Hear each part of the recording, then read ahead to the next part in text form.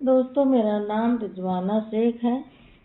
सफलता के रहस्य by Ramesh Chand Mehrotra, part 1 continue करते हैं। गुप्त दान और यश। एक साहब ने जब अपने दोस्तों के बीच यह कहा कि गुप्त दान केवल वे लोग करते हैं जिन्हें 2 नंबर की कमाई छिपानी होती है या फिर बहुत ही कम राशि दान में देनी होती है, जैसे 2-3 रुपए, तो उनके एक पंडित दोस्त ने प्रतिवाद करते हुए उनसे पूछा, लेकिन पुराने जमाने में जब आय कर नहीं लगता था तब भी गुप्त दान को महान दान क्यों कहा जाता था? साहब ने जवाब दिया, उसका कारण यह है कि जो लोग उस समय दान नहीं करते थे वे ईर्ष्यावश यह नहीं चाहते थे कि दान देने वाले का समाज में नाम हो और यश फैले। दानदाता बेचारा अपने सीधेपन में खुद को महादानी मानने के चक्कर में गुप्त दान दे दिया करता था, जबकि असलियत यह है कि उसके महादानी क्या दानी मात्र होने के बारे में भी कोई नहीं जानता था। इधर दान देने वाला चालाक आदमी भी विविध कारणों से यह छिपाना चाहता था कि उस पर किस ने कृपा की है। वह दान की राशि आदि को डकार लेता था, लेकिन दानी के प्रति कृतज्ञता ज्ञापित नहीं करना चाहता था। यह दान पाने वाले का ओछापन था। लेखक का मानना है कि दान देने वाले आदमी को अपना नाम जरूर आउट करना चाहिए और जितना क्रेडिट उसका ड्यू हो उतना उसे ईमानदारी से मिलना चाहिए, कम भी नहीं और ज़्यादा भी नहीं। यह उसके अच्छे काम के पुरस्कार का तकाजा है। यह भी हो सकता है कि उसका नाम फैलने के कारण कुछ अन्य लोग उसके साथ कार्य विशेष के लिए दान देने को प्रेरित हो जाएं। ढोंग करने की जरूरत नहीं है। सही अर्थों में हर प्रबुद्ध व्यक्ति नाम और यश के लिए जीता है। उसे उसके लिए जीना भी चाहिए, क्योंकि किसी को नाम और यश तभी मिलता है जब वह समाज के लिए कुछ करता है। सिर्फ अपने लिए करने वाले लोग घोर असामाजिक और सबसे निम्न श्रेणी के प्राणी होते हैं।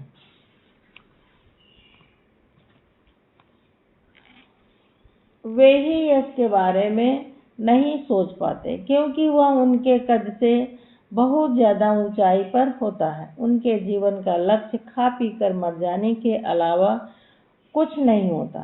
दूसरी बात यह है कि आदमी अपने साथ संसार के यश को छोड़कर कुछ भी नहीं ले जाता, ना धन संपत्ति, ना शरीर का कोई अंश। इसके विपरीत यश उसका साथ उसके मरने के सैकड़ों साल बाद तक देता है। हमारे लिए सबसे अधिक पूज्य विभूतियां भगवान गौतम बुद्ध, संत कबीर, स्वामी विवेकानंद और महात्मा गांधी आदि अपने नाम और यश के कारण ही सदा के लिए अमर हैं। उन्होंने यह नाम और यश अपने जीवन काल में समाज को सभी प्रकार के दान देकर अर्जित किया था। उनके द्वारा मानव को दिए गए संपूर्ण देह को दुनिया जानती है। कुछ भी गुप्त नहीं है। यदि वे अपना दान गुप्त रूप से करते तो ना तो उनका नाम पता कोई जानता और ना उनके असीम अवदान से कोई प्रेरणा ले पाता।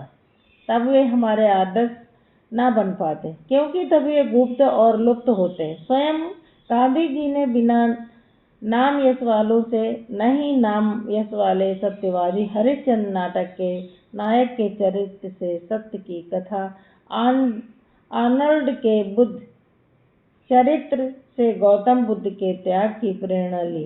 उन पर ईसा के गिरी प्रवचन का बहुत अच्छा प्रभाव पड़ा और उन्होंने तुलसीदास कृत रामचरितमानस को भक्ति मार्ग का सर्वोत्तम ग्रंथ स्वीकार किया। अंत में इस संसार में हजारों बड़े बड़े लोगों की करनी को गुप्त रखना और उन्हें यश से वंचित किया जाना सही होता तो आत्मकथाएं न लिखी जाती और न पढ़ी जाती।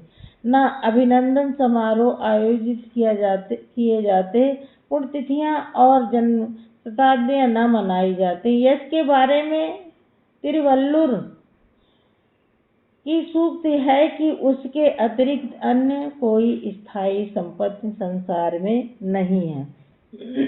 गंदगी और सफाई। एक उच्च पदस्थ अधिकारी के मकान के सामने जाने वाली नाली में जगह जगह कचरा फंस गया था। कीचड़ और अन्य गंदगी ऊपर की ओर फैलने के रास्ते में आगे पीछे खूब सड़ैल फैला रही थी। उन्होंने खुद नाली की सफाई करनी शुरू कर दी, जिसे देखकर अड़ोस पड़ोस के कुछ लोगों ने उन्हें इज्जत देते हुए उनसे कहा, अरे आप यह सब क्यों कर रहे हैं? यह काम जमादार का है, आपके हाथ गंदे हो जाएंगे। इस पर अधिकारी महोदय ने जवाब दिया, मेरे हाथ इतने निरीह नहीं है कि कीचड़ आज इन्हें बर्बाद कर दे। ये साबुन से 1 मिनट में जैसे के तैसे हो जाएंगे। बात जची। सचमुच यह क्या फालतू का नियम बना रखा है कुछ अविवेकी लोगों ने कि गंदगी की सफाई का काम सिर्फ जमादार लोग करेंगे, मानो जमादारों के हाथ किसी और मिट्टी के बने हैं।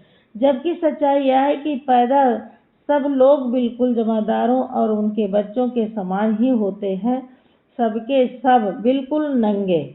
यदि सफाई करने वाले व्यक्ति किसी कारण से कुछ दिन हड़ताली तौर पर नहीं आते और आप खुद सफाई करने के काम को इतना हल्का मानते हैं कि उससे आपका स्तर एकदम ढह जाता है, तो इसके सामने यही विकल्प बचता है कि आप सड़ान को सूंघते रहिए, क्योंकि आप अपना मकान तो उठाकर किसी और जगह ले नहीं जा सकते।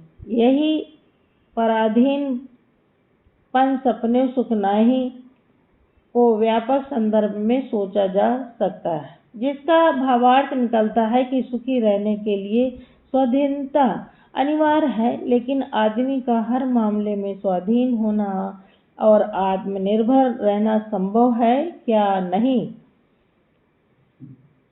तो फिर यह कि जहाँ जहाँ भी वह पराधीनता की बेड़ियों को तोड़ सकता है, वहाँ वहाँ उन्हें तोड़कर अपने को परवशता अर्थात गुलामी से मुक्त रखना सीखें। जबकि उपर्युक्त प्रकरण में वह ऐसे लोगों का गुलाम बन जाता है, उन पर पूर्णतः निर्भर होकर, जिन्हें वह अपने से बहुत छोटा मानने का भ्रम और दम पाले रहता है। स्थिति यह है कि नगरों की आधी बस्तियां गंदी रहा करती हैं, जिसके लिए जिम्मेदार प्राय सभी नागरिक हुआ करते हैं। जब जरा यह सोचिए कि क्या यह बात अनैतिक नहीं है कि गंदगी हम लोग करें और सफाई दूसरे लोग करें। इसी प्रकार गंदगी सब लोग करें और सफाई कुछ लोग करें। सफाई करना किसी भी पूर्वाग्रह मुक्त दृष्टि से गंदी बात नहीं हो सकती। माँ बच्चों की और नर्स मरीज की परिचर्या में क्या कुछ नहीं करते। हम भी अपने शरीर की हर गंदगी को खुद साफ करते ही हैं। इसलिए यदि हम झूठी शान और थोड़ी परंपरा को छोड़कर आवश्यकता अनुसार आसपास की थोड़ी बहुत सफाई करने की हिम्मत जुटा लें, तो हमें उससे तत्काल मिल सकने वाला सुख ढूंढने के लिए किसी और के पास नहीं दौड़ना पड़ेगा। यदि आपको लगे कि आपके पास समय नहीं है, तो इस सब के लिए गांधी जी को याद कर लीजिए, जिनके पास आपकी तुलना में निश्चित रूप से बहुत कम समय था। पैर छुआने का मर्म।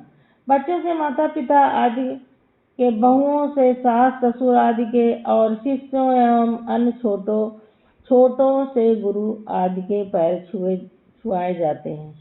वे इसलिए छुआए जाते हैं कि पैर छूने वाले व्यक्ति के मन में नम्रता और श्रद्धा के गुण विकसित हों। वह बड़ों को बड़ा मानना सीखे।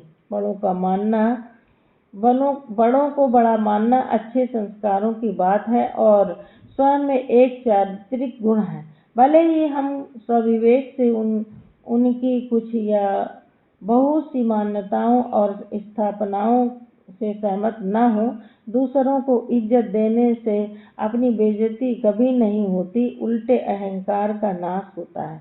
हमारे बड़े हमसे अपेक्षित इज्जत पाकर हमारे प्रति केवल सद्भाव बनाए रखते हैं, तब भी हम फायदे में ही रहते हैं।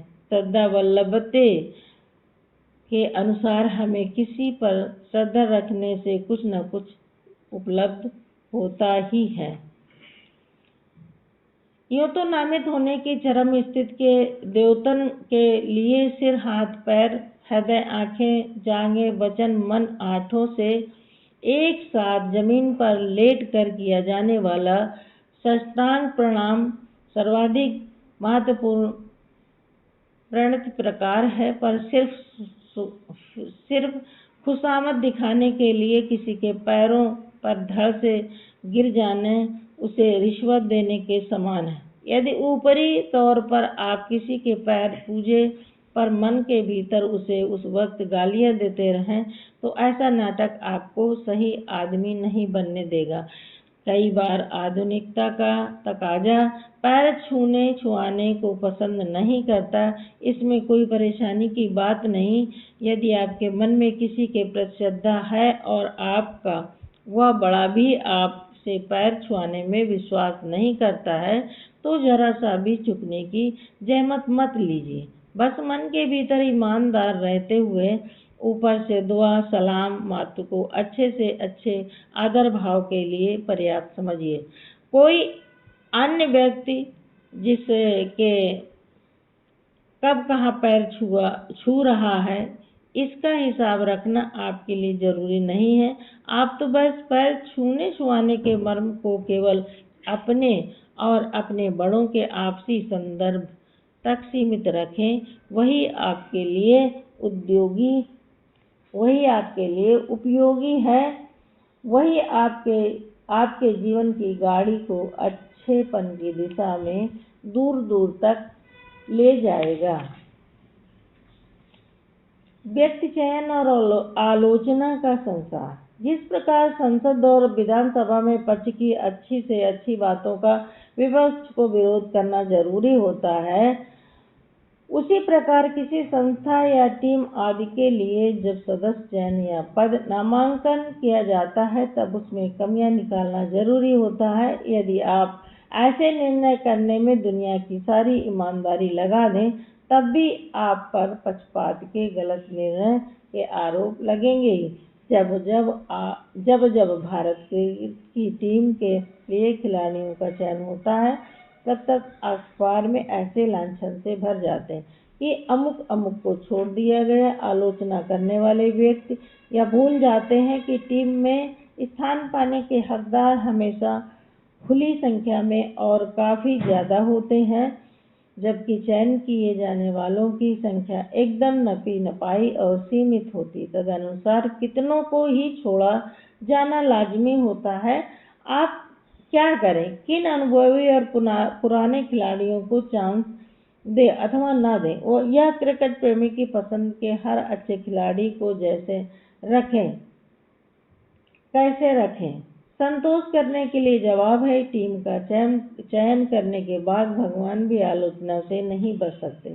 किसी नौकरी के इंटरव्यू के बाद जब चयन सूची घोषित होती है, तब हफ्ते तक गलत चयन होने की चर्चा चलती रहती है। कुछ लोग निर्णय के विरुद्ध कोर्ट तक चले जाते हैं। अधिकतर प्रत्याशी यह सोचते हैं कि उनके साथ अन्याय हुआ है, वरना चयन के लिए वे ही सबसे उपयुक्त छात्र थे। चयन सीमित यथासंभव सही निर्णय पर भी पक्षपात के दाग जरूर लगते हैं, क्योंकि चुने इन्हें गुने प्रत्याशी ही होते हैं, जबकि रिजेक्ट कई गुने प्रत्याशी होते हैं। पूरी तरह योग्य होने के बावजूद कुछ लोग कहते हैं कि यदि चयन समिति के सदस्य दूसरे होते तो निर्णय दूसरा होता। बिल्कुल संभव है, लेकिन इस कथन में शिकायत वाली बात कुछ नहीं होनी चाहिए, क्योंकि भिन्न सदस्यों की रुचि और दृष्टिकोण प्राय भिन्न होता है। कभी कभी तो एक ही आदमी कभी कुछ और निर्णय देता है। न्यायालयों तक के फैसले बदल जाते हैं। कभी कभी